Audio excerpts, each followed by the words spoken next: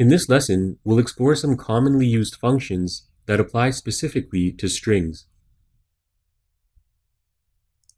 We can count the number of words in a string using the string word count function. Here, in the string hello world, we know is two separate words, so the output would be 2.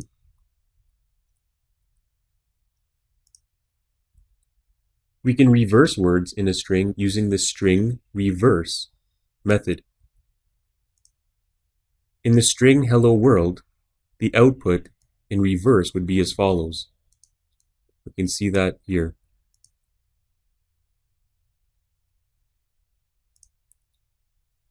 The PHP string position function searches for specified text within a string. In this example, we're searching for the word world inside the hello world string.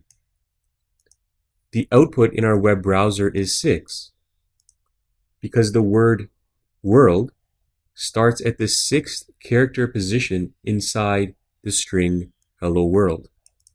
So we have 1, 2, 3, 4, 5, and 6, and then world begins. The string replace function will replace a word with another specified word. Here, we've instructed the function to replace the word world with the word John. So what would have originally outputted as hello world will now output as hello John, as seen here.